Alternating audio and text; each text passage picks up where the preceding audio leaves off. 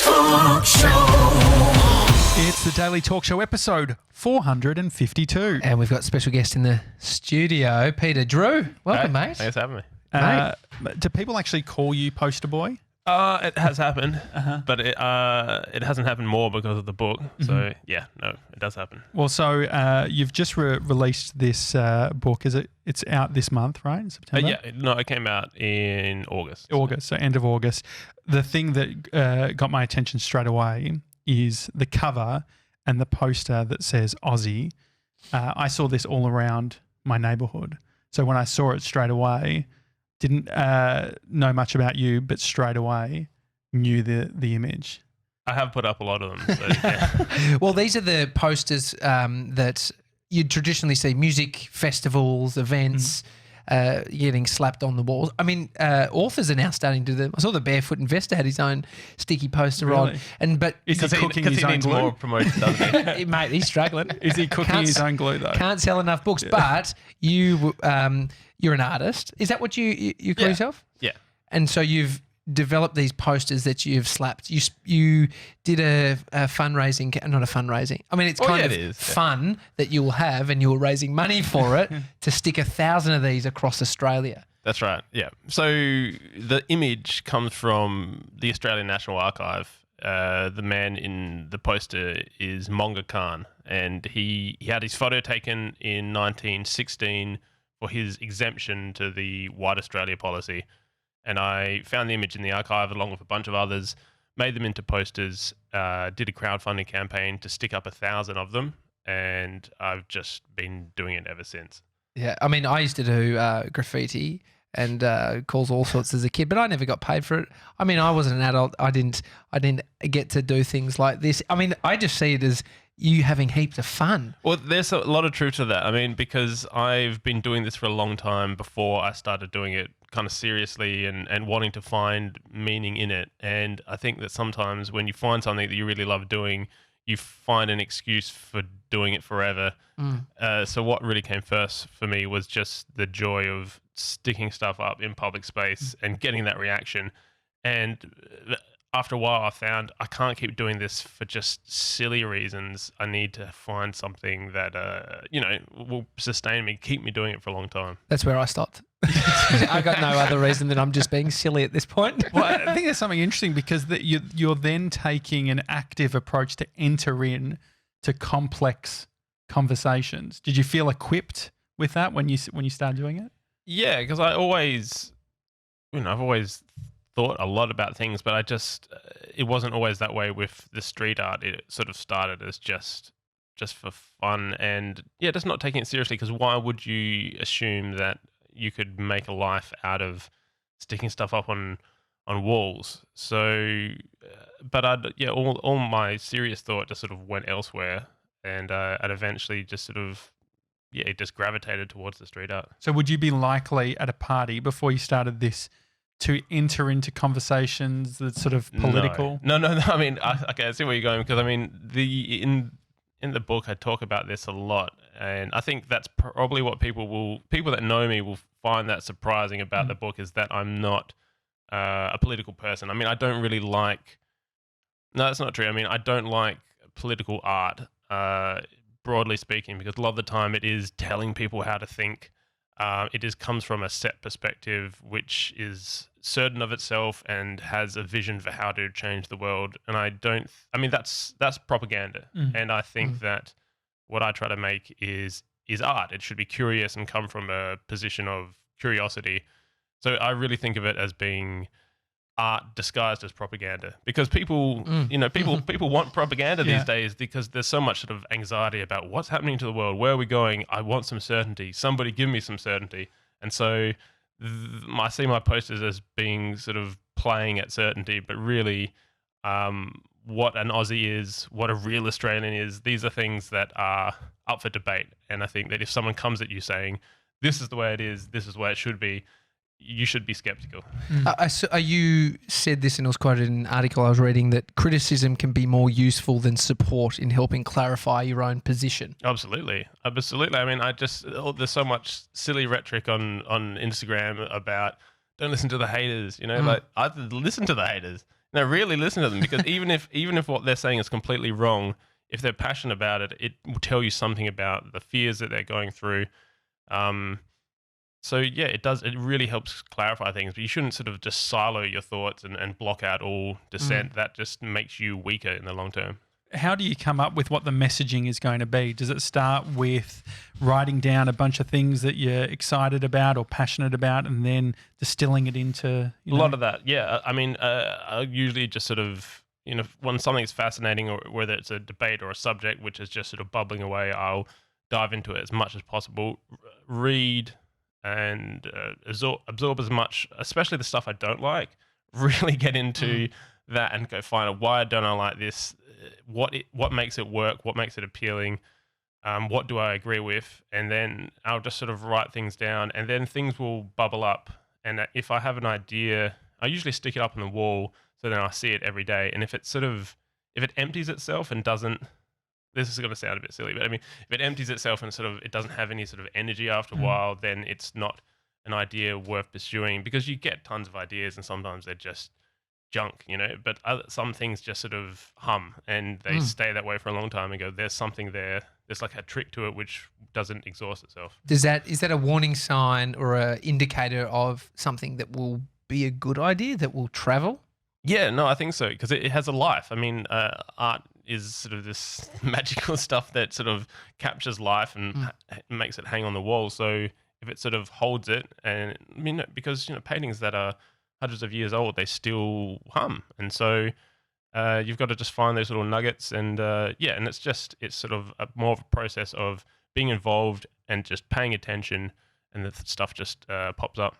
Yeah, I mean, doing art is interesting, and you talk specifically around the monetization stuff. There's a whole bit on money.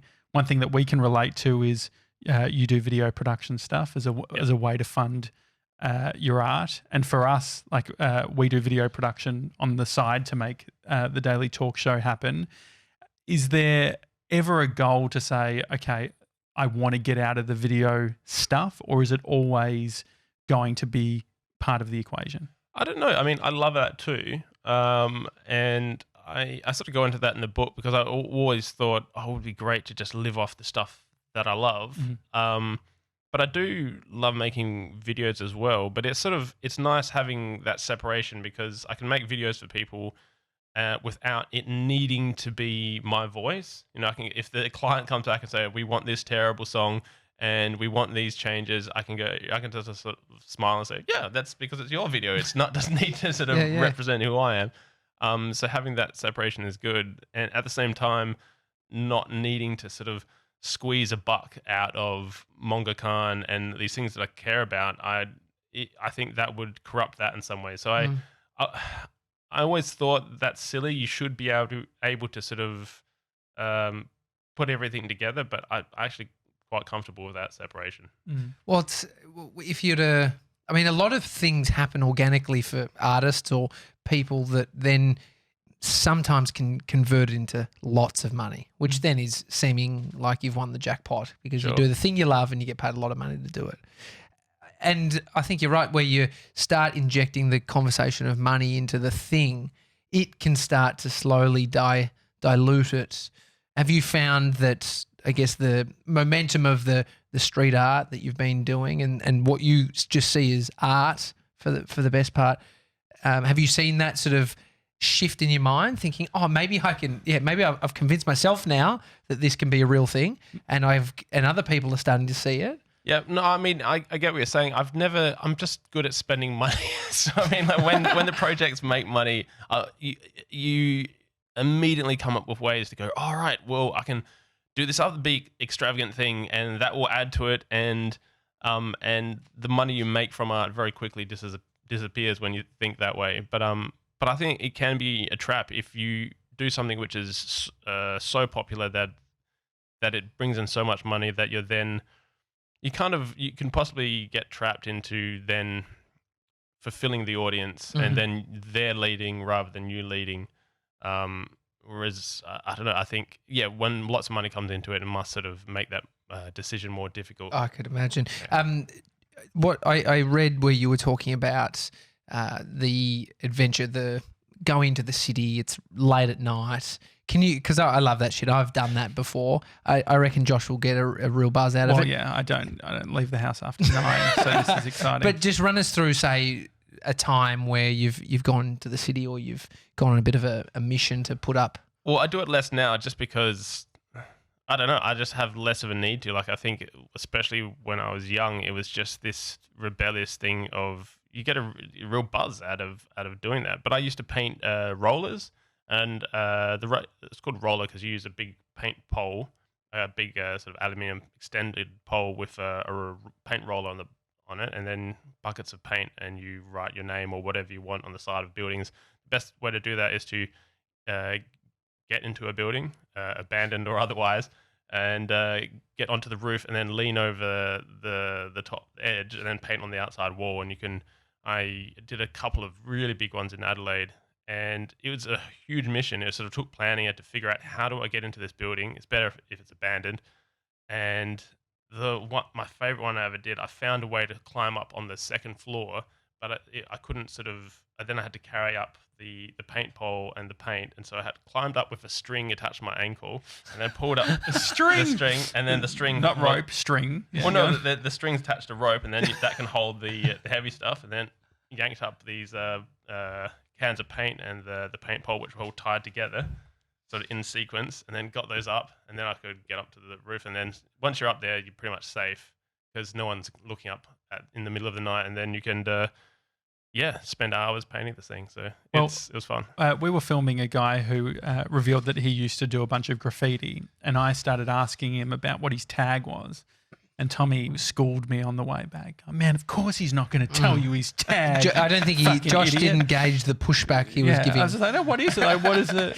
You know what I'm talking about. I was trying to understand. But you're in an interesting position where people know you. Yeah. You're saying, hey, that's me who does that. Yeah, no, it's weird. And it's gotten weird and weirder the longer I've done it. I mean, back in the day, I found these photos in the State Archive of criminals in South Australia, and I stuck them up. And I thought, people are going to love this because they're old photographs and they look terrific. They were sort of grisly-looking people, but some of them, handsome criminals as well, and the sort of people you go, wow, I wonder what it's like to be them. Stuck them up all around Adelaide, and the council, who sort of knew me, they called me up and said, Peter, you've done these, right? And I said, well, yeah. And they said, well, we have to clean them off. Like, it's our responsibility. It's in our charter or whatever. Such a civil conversation. Peter. No, honestly. you have to clean this up. All right. What do you say back to that? Well, what they were calling for is they didn't want to clean them up, but they had a responsibility to do it. So they said, look, Peter, if you promise to go to the property owners and ask permission for what you've already done, then we don't have to clean them off. You see, and they knew that I wasn't going to do that because it was ridiculous. But because they'd asked, then they could sort of forego their responsibility. So you have to play these stupid bureaucratic games sometimes. So. And when does the law come into it? At that point, the law comes into it when I get caught doing it. I mean, there's no graffiti task force trying to chase down anyone. That's why the whole sort of Banksy thing is kind of it's great, like, that he's anonymous, and that's sort of what makes him interesting. But at the same time, no one really cares. The police have got real problems, and especially with what I do, they're just posters. They come down in the weather eventually. So no one's. But if the cops catch me doing it, then I get fined, and that has happened a few times. But otherwise, there's no real risk on my part. We'll talk about different fines and why they cost certain amounts. $317 for dumping litter on a train track. What's the fine for putting up a poster in state of Victoria? It depends. I've never been caught in Victoria, so I don't know. Where have you been caught is the better question.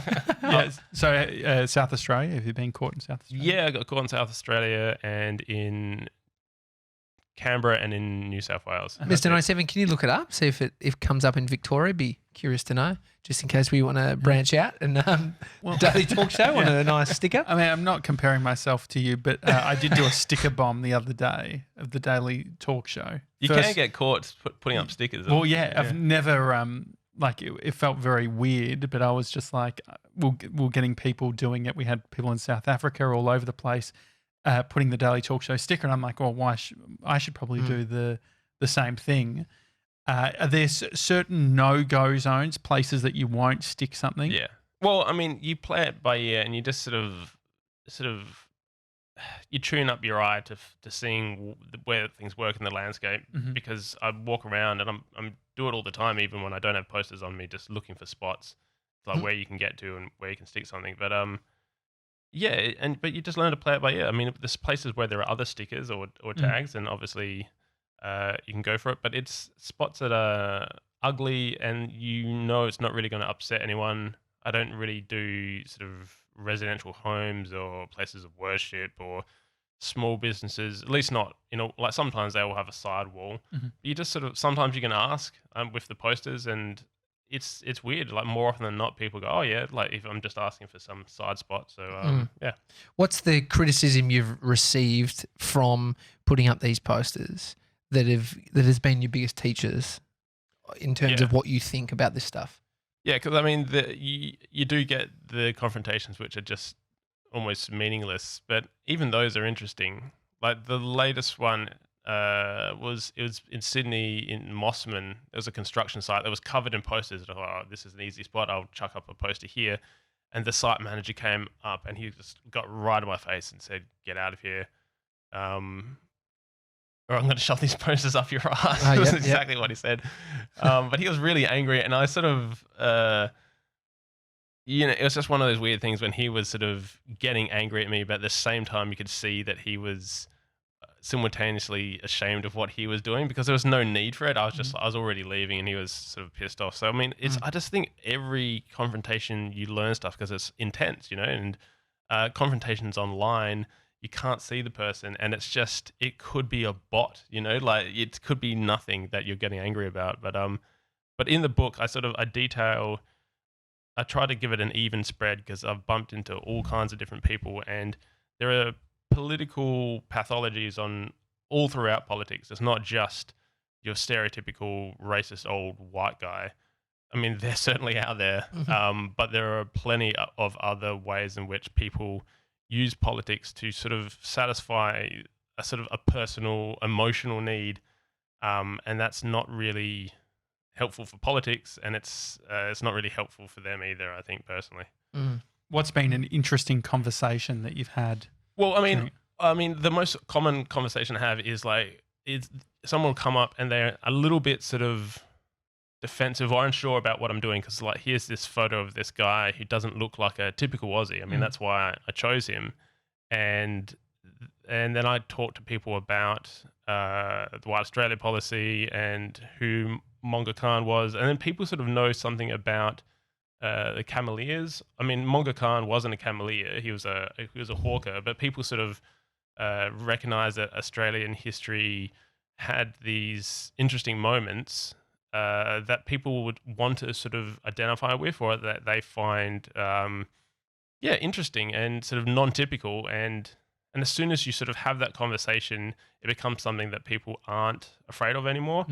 And that happens all the time, that I'll be speaking to someone and they're not sure, but then we have a chat and they go, "Oh yeah, the Cameliers," and then they're okay with it. And that's quite common. The hawker, I've seen signs on a door, "No hawkers." I didn't know I just thought it was someone who came around and handed out flyers or, like no junk mail. Hawker is It just means seller, basically. Okay. I mean, someone who sells hawking products. But a hawker, Monga Khan, would have had a horse and cart and all his wares, like a little traveling general store, basically. Yeah. And would go around and selling stuff. Mate, I hope a general store knocks on the door here when we're hungry. Just got a bunch of things we need. Yeah, that'll be fine. You mentioned in the book as well about the original video that you did, and you mentioned the camels stuff, and you had to correct part of what you'd said. Has that been a learning process of realizing when you put yourself out there, sometimes you might take a misstep? Yeah, absolutely. I mean, the mistake that I made was that in South Australia, hawkers around that time did use camels, whereas in Victoria they use horses. I didn't know that. I quickly found out. You fucked up. Fucked up, yeah. I mean, in the grand scheme, the thing is, the grand scheme of things, it doesn't seem like much of a fuck up. But I guess when you put a strong message and you are, and it does have that political element, people are holding you to a higher standard maybe? Yeah, and I think the thing you ultimately learn from that is that you can't ever get it right because, I mean, Monga Khan was born in India, and the political situation in India, and the geopolitical situation over there is so complicated and changing, and then you bring 100 years of history into it, you can't really ever get it completely right. So you've got to go into a project like that or anything political with a sense of, I'm in it to learn as well. I don't have all the answers, so I will be corrected. If that's your attitude from the start, then you can change accordingly. So you make your own glue. Yeah. No. How do you make glue? It's a good question, or no? Do you know how to make glue? Yeah, no, not at all. How, So it's not so funny, is it? Some kind of plant? Maybe some kind of plant I think extract? in the book you said flour. You add flour. No, you have to buy big bags of flour from a supermarket and then cook it up on the stove. So I usually stay in hostels because they have kitchens and big pots. And I inevitably get the question, or people like to say, "Oh, it's a lot of porridge," and I've just heard it so many times. And what else do you add, or is it that it? That's it. You just cook it, and then all this sort of the gluten in the flour sort of releases. All of a sudden, it just becomes sticky, and I can go through about 30 liters of glue in a day if I'm really going for it. Is that like a standard, like a PVA glue? No. So it is just the flour and water. Like there's no chemicals, I guess. No, and it's much easier to use than a PVA glue. It's super strong, very cheap. Why don't more people make their own glue? Goes rotten, does it? It does, yeah. I mean, is it clag? Is that what clag is? Remember clag as a kid? It's what you use to make like paper mache or something like that. But the guys that stick up band posters, they get this stuff imported from Europe, which is made from potato starch. So it's the same stuff. It's really a vegetable product, but theirs has preservatives in it so it doesn't go off. But it's essentially the same thing. I've been walking down the street past one of those, just freshly done, and I'm just stepping through that stuff. Have you had that? Oh, no, never. It's just like the spray off, they're just slapping it on. What's going the deal all down the ground. permission-wise for them? All those band posters, like, because we're even thinking of doing like the Daily Talk show, like paying someone to go and do the posters. You telling your story makes me feel like make our own glue, do it ourselves. I mean, that's what I got sucked into with this whole thing, is that you can just do it yourself, and the scale of your project is completely up to your will. Like if you just go, right, I'm going to put months into this thing, I'm going to stick up thousands of posters, go all over the country. You can do that, and no one's going to. Well, people will try to stop you, but you will get away with it. So, are they paying someone though? Are they paying that building to put them on, or? I think sometimes they are, and then a lot of the time they'll see a spot and then try it out. I mean, the guys that stick up posters they're dodgy dudes. Like, in the nicest possible way. They're out there sort of finding spots and just seeing what works. But someone's paying them to do that. It feels very official. Like in regards, seeing them do it doesn't look official. Well, the guy double parks around here, like fully puts his van out, and you see them out just doing it. So they're not legally allowed to do. Sometimes, I mean, a lot of the spots they are train bridge, underneath a train bridge. But you'll see them do like hoardings and construction sites and just and abandoned buildings. And a lot of the times they just give it a go and see if they. Well, I mean, I assume because they're the same spots and they're not sort of. Because they see the way they'll do it. A few posters will pop up and they'll wait a little while and then they'll do, a few dozen. Yeah. I sincerely doubt they're asking permission every time. It's if you haven't been involved in the graffiti landscape, you wouldn't be aware of, not you, but Josh. I'm talking about you, Josh. You're not aware of the subculture and the things that come along with that. Like there's rules. And like so surfing or something. Most like skating has it, surfing has it. A lot of sporting things have it, but graffiti, which it seems unusual, but there's like train yards that are owned by a certain group. I mean, they don't own it. Bloody Metro Trains own it. But then there's like if you put posters or if you put a tag up on someone else's, it's a no-no. What is there a subculture that has similar rules around it? No, absolutely. I mean, it's like you're right to parallels of surfing or skating. There are these subcultures that are territorial, and it's like you think about it. It's always they're pretty male-dominated subcultures in a lot of ways, and it's like a sort of a surrogate sort of way of getting respect. It's always about respect. That's the thing that guys want in subcultures. That's the currency, is respect, and it's from other men.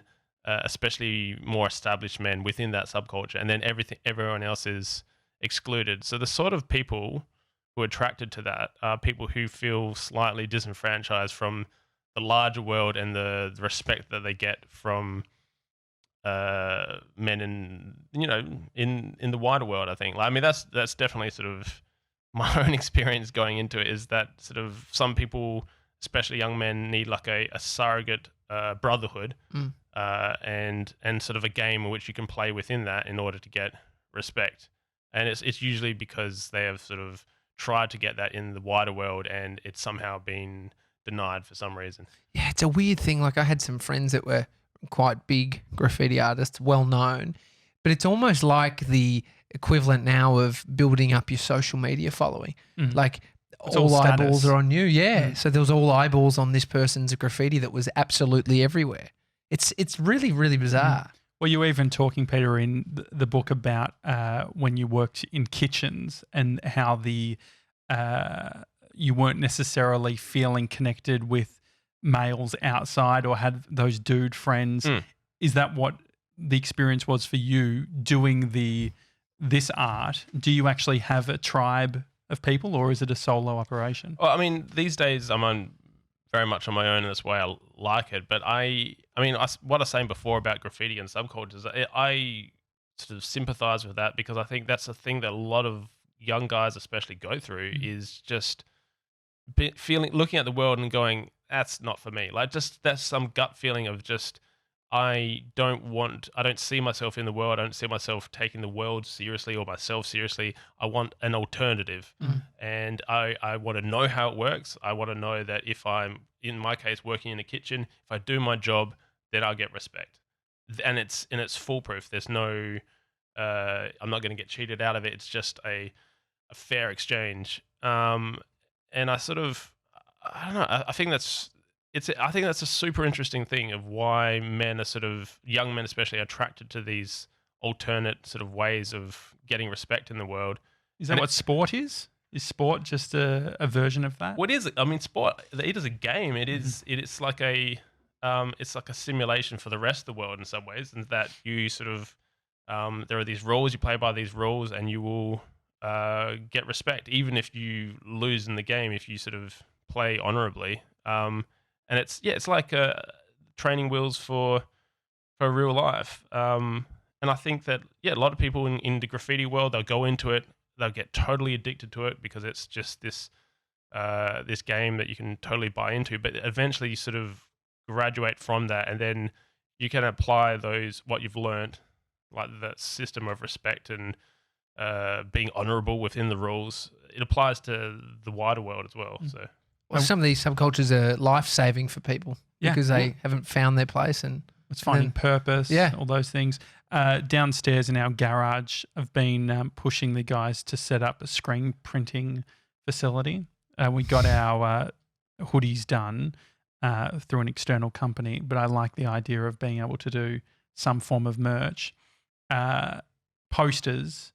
Your screen print, is it called screen printing? Screen printing, yeah. And I'd recommend, I mean, it is super addictive being able to make anything. And what I love about screen printing is you can make it en masse. Like it's once you realize, I get this system, I can make thousands of these, whether it's t-shirts or bags or posters. Yeah. And that's a great feeling that there's just no limit other than your own sort of will.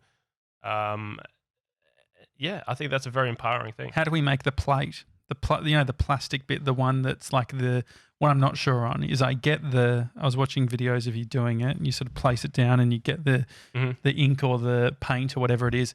But those plastic bits, like the actual cutout, the stencil thing, how do we make that? It's slightly more complicated. I've got a video on my website how to do the Monga one, and it's not too bad. Look, you have to use this stuff called photo emulsion. So you have a frame, and there's a mesh across the frame, and then you have a negative of your image, and you put that on the frame, and then you hit cover the mesh with photo emulsion, and what that does is it reacts to UV light, and it sets on UV light. But if you put an image in front of the light, it protects that part of the mesh, and so then you can wash out where the image was. So everything where the light touches hardens, and so you have this hole essentially where the paint can go through where the image was. And it's really pretty simple. What's the cost in that, do you reckon? Well, like the setup cost is it can be expensive because you have to get if you are seriously thinking of doing it, the way to do it is He's not. No, I am. Don't even entertain him. I want to do the post. I think that I'm not confident yet doing like expensive hoodies and stuff, but the idea of doing posters, because of what I've We been could get thinking. you to do some work experience at While You Sleep where they do this. And I've watched Dion do the stencil and do the light exchange in a special But if room it's a where he's hobby got a for me- vacuum cleaner going. It's pretty serious. Yeah. Like it sucks it in. yeah. But just imagine because I was thinking about, okay, talking to your point of, these young kids want some purpose. They're not getting paid normally. If we were to find young people who want to do posters, who understand the process of where you Set can up put a them. sweatshop. No, but they're not in the garage. They're out and about putting them up because they'll know the scene. They're Like doing the criminal activity. If we know that someone's like All the across, risk is over there. Yeah, if someone's doing Collingwood train, if we find the people who sort of look after Collingwood train station in regards to graffiti and stuff, and we say, hey, we'll give you $10 a poster. I mean, I don't know the finance. Like, how much would it cost us to make the posters each? I know it's getting very technical. No, but, it's very cheap, and it's sort of economies of scale. So if you're doing thousands, they get cheaper and cheaper. But if you really wanted to do it, the way to do it would be to get somebody else to make the screen for you, and then the actual part of pulling the paint over the T-shirt or the hoodie or the poster is very, very simple, and and super cheap.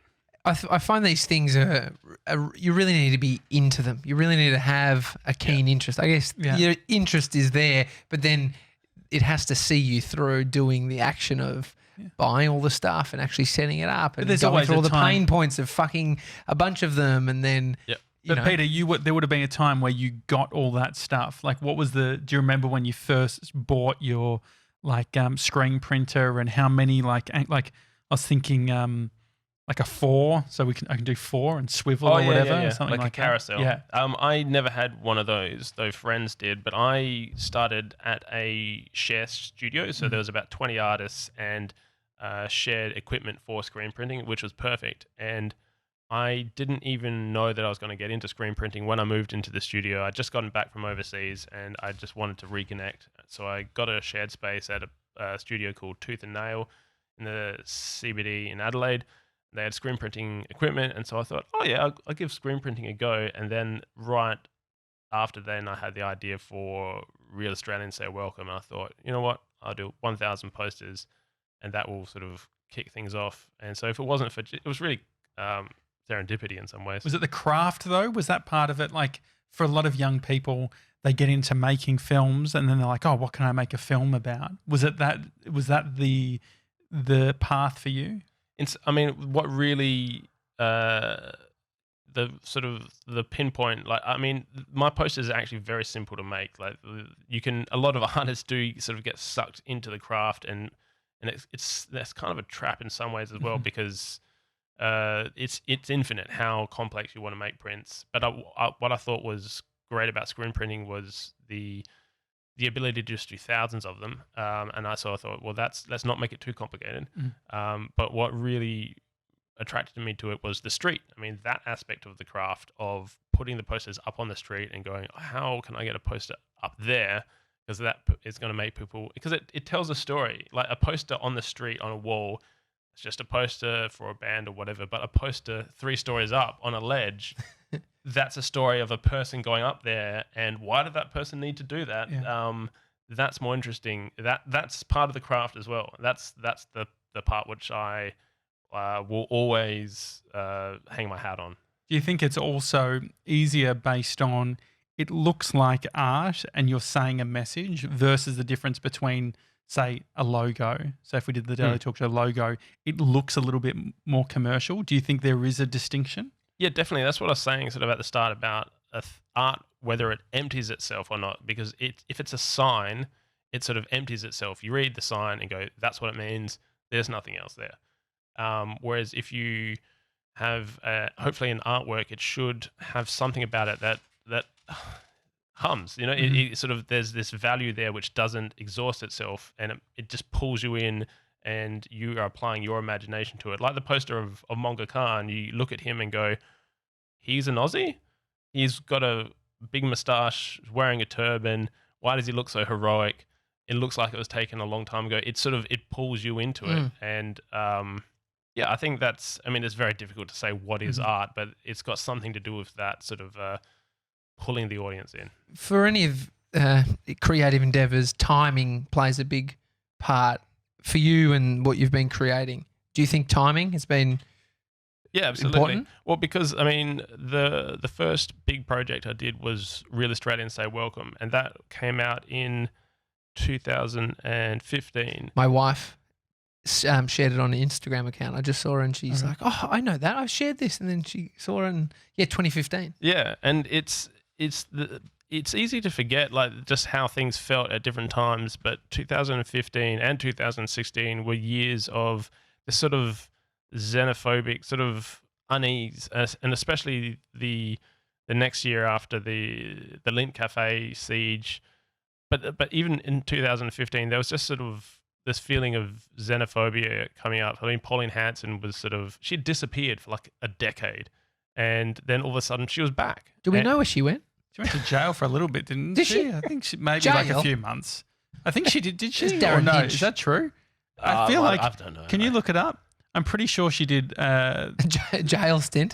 There was some form of taxing years ago. Really? Yeah. I'm sure of it. Well, We'll find out. That's not confirmed, everyone, until Mr. 97. There was the slogan of "turn the boats around" and all of that shit. Exactly. It was just, but I mean, your question to timing, there was just this feeling at the time, and yeah, that's how I come up with projects. Is I sort of try to find, like, gauge the zeitgeist, you know, the feeling overall, and what's the thing that's going to help collect people's attention and push in the direction that they want to go. Or where is it already that people just are naturally going to and aren't sort of catching on?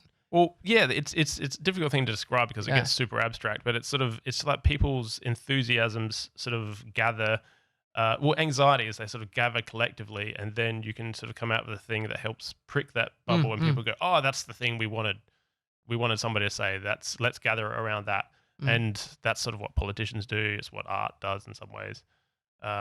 So yeah, that's the way I was thinking about Real Australians Say Welcome, is that I think that people are frustrated when national identity gets hijacked by a collection of people who are operating on fear being their organizing principle.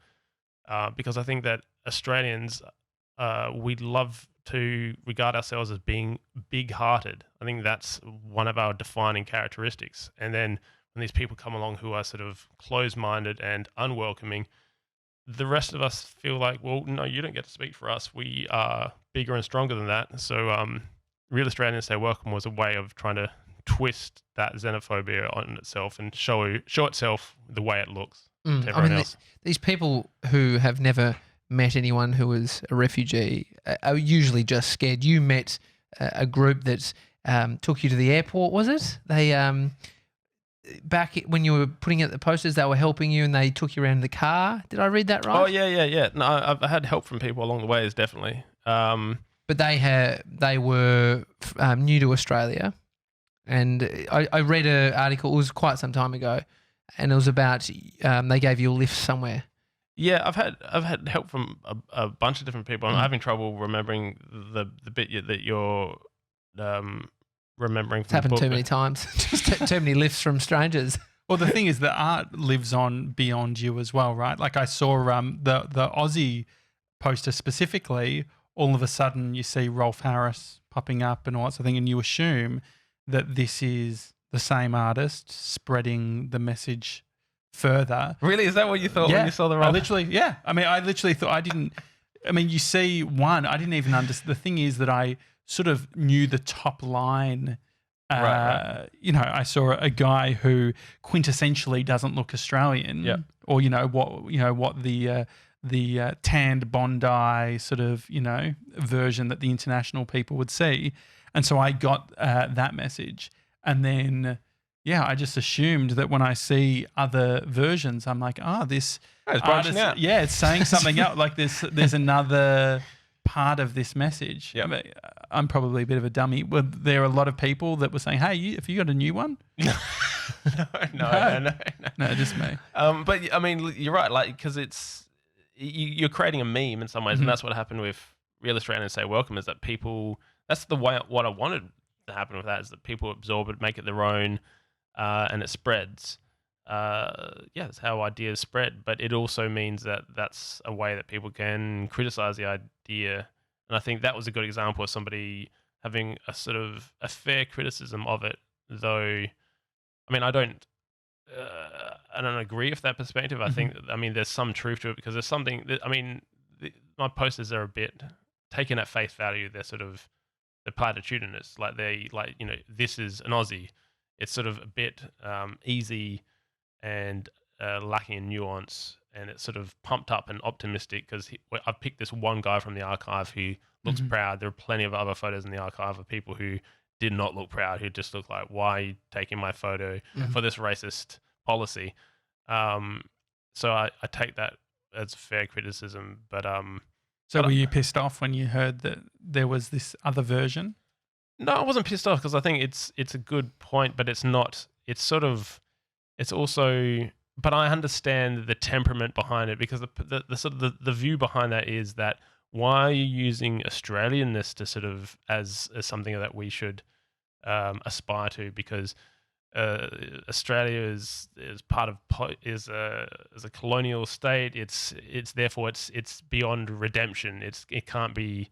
It's somehow impure. That's why. Isn't that speaking to the far right then, to the nationalist who wants to, who sees themselves as an Australian? You mean their poster, the Rolf No, Harris as in the what you're doing using the Aussie language. It's like it's disrupting their it's disrupting the person who is on Australia Day having of course, but it's to someone who's on the far, like the person that made those Rolf Harris posters are definitely someone that's on the far left that doesn't like anyone trying to use anything Australian as being something that we should aspire to.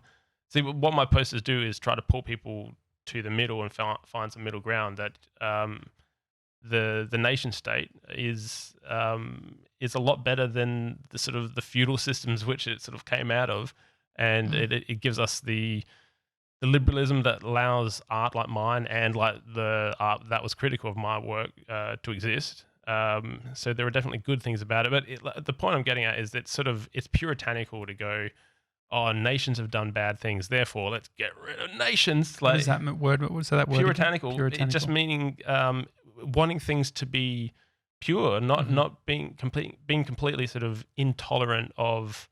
It's like a black and white almost. Oh, exactly, thing. exactly. It's either got to be this way versus some form of nuance. Exactly. It's a.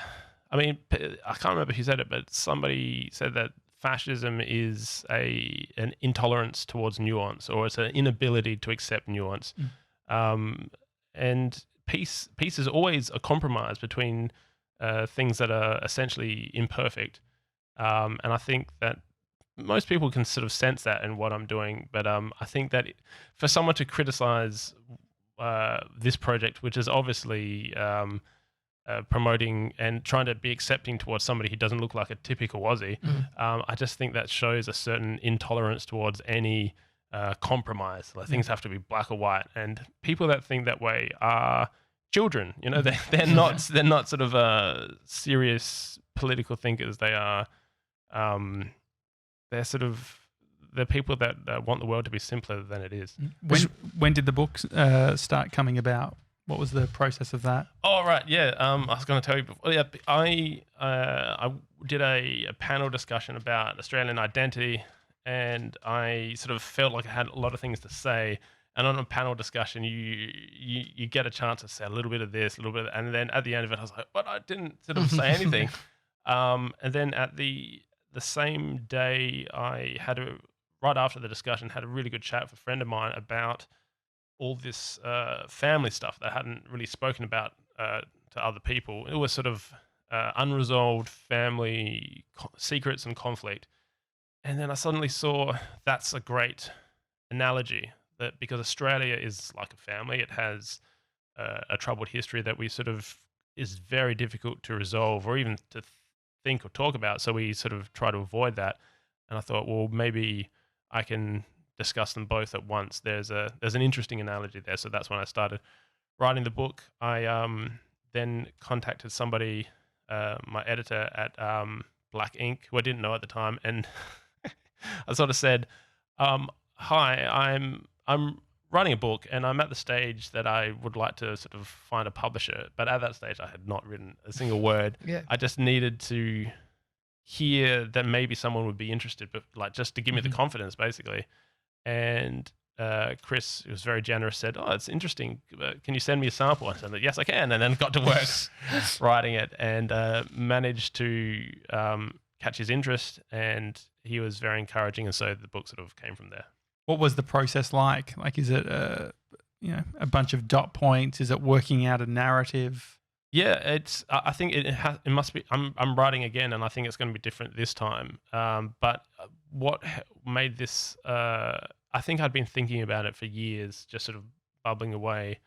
And the book does follow a pretty chronological order with the poster projects, and interwoven in that is the family stuff that really gives it its emotional core, I guess. And so I know, I think I'd just been thinking about it for a long time. So the first half just sort of rushed out in a few months, and then the second half was much harder to sort of tie all these threads together and try to make sense of it all. Did you see yourself as a writer at all? Like, your tool being the paintbrush on the building, the posters, and then picking up the pen or typing? I mean, you'd know with doing video stuff, you are telling a story. It's all very similar when it comes to editing. You're sort of writing in a way. You're sort of telling a story. My posters use words. But it was a different process. There's obviously 60,000 words in this book rather than just 4 on the poster. But it was. I learned a lot through doing it. And I just my guiding principle for the whole thing is, well, I'm not an experienced writer. I'm not a trained writer. But if I can be completely honest, that's kind of a that can actually help a lot. Because in doing that, if you sort of commit yourself to being honest, you go through a story and eventually get to things that you really didn't want to talk about, but you go, well, I said I was going to be honest. Now I have to try to reconcile this thing that happened. And did you have to make a bunch of calls to people before the book went out and said, "Hey, I'm talking about this. We haven't even discussed it"? Or no, I didn't do that because I mean, like the posters, I don't really ask permission. I trust that the truth is going to be better for everyone in the long term, I think. And so and obviously, books are written by people, not by committees. This is my view, the way my life is and the way Australia is. If people don't like it, then they're absolutely welcome to, and I don't aim to upset people. I aim to sort of make people feel better, really. Is it hard trying to get to a universal truth? Well, it's impossible. Yeah. That's the that's if there are any universal truths, that's got to be one of them. That it's the world being infinite and our minds being finite. We're not going to have. We're not going to find things that are these set rules that will work every single time. And so that realization gives you a bit of humility. It doesn't mean don't try. It doesn't mean don't try to improve the world. It just means be humble while you're doing it, because you are human and you will inevitably fail and in some cases make things worse. You can't and you'll make things worse for sure if you go out there completely convinced of your righteousness. So yeah. Do you feel like when you're writing the book that you would start to call bullshit on previous truths? Like, I guess once you go further back and you start creating a narrative or working it out, can you start to see, actually, this probably, did it actually happen like that? No, absolutely. Yeah, I mean, there's a lot of me sort of questioning my previously strongly held beliefs in the book, because, I mean, really, I got caught up in the enthusiasm of what I was doing and ran with it for years because I sort of needed something like that. And the book was really a chance to just do an audit on everything I'd done and all my thoughts, and to sort of collate some sort of sense out of it all. And absolutely, like, if you're not willing to do that and to change your views, then you're not. How can you really be trusted in a way? I think. I just want to close the loop. Mr. 97, Pauline Hanson, did she go to jail? 11 weeks in jail. Oh, nice Wow, little thank holiday. you. What was it for? It was for Being a flat out racist. electoral fraud, Which was- which was later overturned. Oh, really? Yeah, after she spent the time in jail. Oh, it's all right. Would be spewing, wouldn't and then it? also the fine in Victoria. Did you? $793. That's pretty high. That seemed high. How did they get to those unit points? We're working out the Penalty units. penalty units. They give a certain amount of penalty units to something, and then Right. that calculates the price of the fine. Mm. So there's a bunch of penalty. I mean, I can go and throw an old TV onto the train line and only pay $3.17. Yeah. So that's a better investment from an art installation. Definitely. Than doing a poster. There is an apparently. old Macintosh computer down there. Could be art. What's but that's the- ridiculous. What's the most embarrassing piece of art that you've ever done? God, I mean, things. Yeah, I mean, paintings. I mean, I used to paint in acrylics on canvas, and I've done paintings that that I've, I have to. I've deliberately forgotten because they're embarrassing. Are you the classic artist though that looks back at something like for I guess what you could relate with is making videos and looking back at stuff from ages ago where you thought at the time, yeah, cool, Absolutely. but now you're like, oh, Yeah, no, absolutely. And yeah, the more you thought it was fantastic, the more embarrassing it is. Yeah, absolutely. I mean, yeah, every artist must have that stuff. But what do you see when you look at this photo now or the poster? Oh no, I still love this stuff. I mean, the stuff I'm doing, I think I'll be doing it for a long time because I think it will sadly be relevant for a long time because these divisions are very hard when it comes to sort of race and ethnicity. It's very hard for people to overcome those points of conflict, I guess. But yeah, and as I said at the start, that's really why I gravitated towards it, is because I wanted something that I could work on for a long time. Whereas before, I think the stuff I was making was more abstract and less direct. It's sort of easy to do that as an artist, is to sort of say stuff in a vague way so you don't have to stand up for it. It's a way of hiding in a way. Finding your voice is something we hear. Try and find your voice as an artist, as a video person, as a graffiti artist, whatever it is. Find your style. Is this you finding your footing? Do you feel like it is you? I found my voice. This is where I'm at. Yeah, well, I think if finding your voice is something you want to do as an artist, then it has to be something that is evolving as well. I mean, because ultimately you want an audience that wants you to take them on a journey, and they like it when you are slowly changing and taking them somewhere they didn't expect. So I guess, yeah, when it comes to finding your voice, you don't want it to be something which is putting yourself in a box. But I think where I've wound up, it's just where my abilities took me, I guess. I don't know. I guess if you feel like you're holding back and there's other things that you can do, then you need to find a way of lassoing them into what you're putting out there as well. Whereas, I mean, because I always think about things philosophically or politically, but that wasn't really upfront earlier on. That was very much in the background because I was sort of hiding it. Didn't really want to put it on the line. So I guess when it comes to finding your voice, just get everything in your arsenal and put it on the line. But then we are subconscious beings acting in our subconscious as well. So it's like injecting bits of that in, whether we think it's a certain way, but then all of our past experiences make up what is the result today. Mhm. And so, all the things we've done in the past, it led to this, and for you too. Yeah, and I guess that means that you can't ever really know. Like, that's the thing you've got to give up as well, is that the audience is probably going to be able to see more of you than you're willing to reveal, and you have to be all right with that. That's sort of accepting that vulnerability that they're going to see into you. And that's kind of that's what you want, isn't it? If you're an artist, you want to be seen, you want to be recognized, and not in terms of fame necessarily, but just people seeing who you are. Because if art can do anything, it can sort of reveal something which can't normally be seen. It's a good authenticity. It's a good explanation of what people push for in art and creative endeavors is be authentic. It's like that's kind of what is the result, and you get authenticity out of that. But to try and do that on purpose is, I think, where some people go wrong. They go, I want to be an authentic, I want to make this, just put myself out there, reveal it all. And sometimes it does the opposite, right? It's like shows the cards in the opposite direction. Well, I think people who say that they're like woke or authentic are probably lacking some form of self-awareness or whatever, or they're signaling something that maybe feeling they don't necessarily have. I mean, from a content consumption point of view, I'm guessing that would play a part too. The things that you are watching day to day, listening to, what is your consumption like when it comes to media?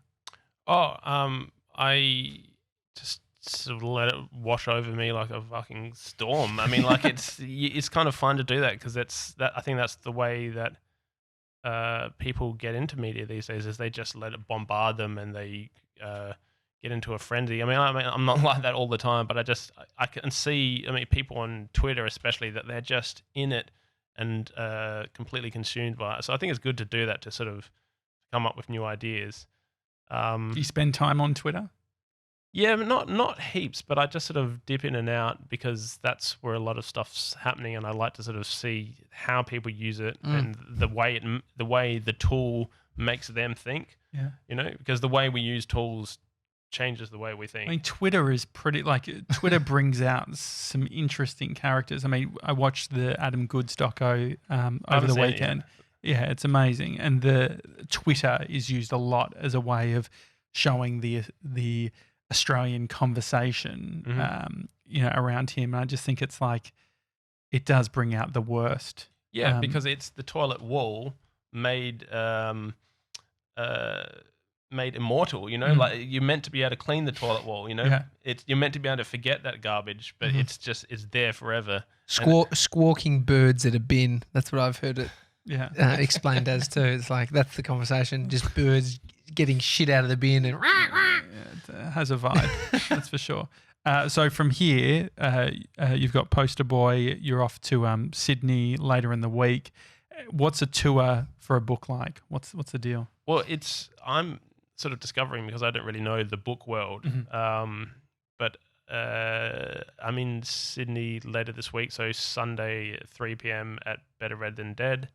And after that, we haven't set dates yet, because I've already been to Brisbane and here in Adelaide. I'd like to go to Perth, but I just haven't set it yet. But these things, books, books have a long tail, so it's sort of I can sort of keep promoting it for a while. Is there anything is there a subculture of authors? Is that a thing? Well, I think so, absolutely. Book world is definitely a thing, because not everyone reads, not everyone goes to book festivals. So and you did TEDx as well too, right? I did one of those a while. So you got TEDx, author, artist. Like, these are a few subcultures that you're entering into. Yeah, totally. You just need to start surfing and then surf some breaks that are protected. And so once the book's all done, will you just go home and start making some glue? Well, all right, I guess trying to get a picture of, it is, on the previous times that I was, when I was in Brisbane and here last, I was sticking up posters at the same time as going to the book launch. These things can overlap quite nicely. it's Is that your way of saying you're currently putting posters up around Melbourne? I'm not this week, which is weird. I mean, it's such a part of my life. It's weird for me to be away from home and not have posters with me, because it's so easy to just sort of, I'll do posters in the morning, and in the afternoon I'll catch up with people. If you need to store anything, you can store stuff here. We got a posters garage and stuff. Yeah.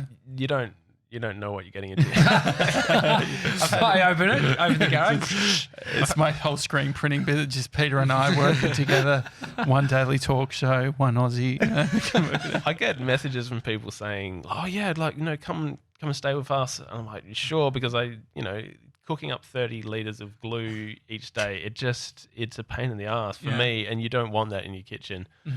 So it doesn't have the smell, because you hear the thing of people. They've been like sniffing glue because that's the chemical one. This one you can cook and you're fine. It's fine. It just smells like clag. And you could eat it. You could eat it. You could. Let's be honest. If you were desperate. Yeah. Okay, interesting. Well, thanks for coming on the show. It's so interesting seeing other people doing the things that they love, and I love the fact that you're it's got a message to it, and I think it's really cool. Well, it makes us think. You've thought about it. And it makes people look at it and go, what the? And then interpret, and then internalize, and then think about it. So it's awesome. Yeah. Awesome. Thanks for coming on the show. It's a Daily Talk Show. Hi at thedailytalkshow.com is the email address if you want to send us an email. You're Peter Drew Arts on Insta, is that right? Check you out there. If you enjoyed the show, take a screen grab, put it on Instagram, tag us up so we know that you're listening. Otherwise, we'll see you tomorrow. See you guys.